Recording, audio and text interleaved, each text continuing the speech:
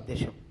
సభా సరస్వతికి వందనాలు. ఇక్కడ విచ్చేసిన పెద్దలందరికీ మరియు ప్రేక్షక దేవుళ్ళకి, కళాబంధు మిత్రులందరూ. ఎందుకంటే ఎంత బాగుందంటే ఫుల్ మీల్స్ తిన్నట్టే ఉందండి ఇక్కడ వచ్చిన తర్వాత. ఎందుకంటే మీరైతే ఇంకా అడిగి అడిగి చెప్పించుకుంటున్నారు. ఎందుకంటే వాళ్ళ వాయిస్లో ఉన్న బేస్ ఎంత ఎంత బాగుందంటే అన్న మీరైతే సింప్లీ సూపర్, చాలా బాగా. ఎందుకంటే వాయిస్లో ఒక ఒక పట్టు ఉంది. ఎందుకంటే నేను మేకప్ అంటే నేను రాముడిగా చేశాను అనమాట.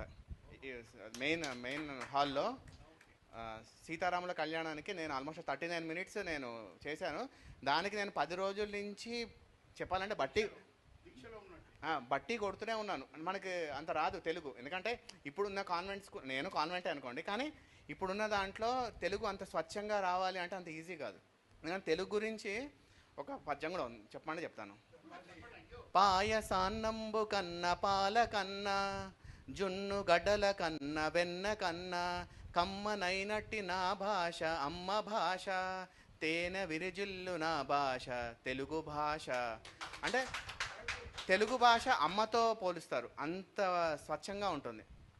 అంటే ఇప్పుడున్న ప్రోగ్రాం గురించి కూడా ఒకటి చెప్పమని చెప్తాను అయ్యా. ఎందుకంటే త్రేతాయుగంలో మంచి చెడు ఒక సముద్రం అటువైపు ఉంటుంది, ఏది రావణాసుడి వైపు చెడు ఉంటుంది, మంచి రాముడి దగ్గర ఉంటుంది. అలానే దాని తర్వాత ద్వాపర యుగంలో ఇంట్లోనే ఉంటుంది, ఎక్కడ అన్నదమ్ముల మధ్యలోనే.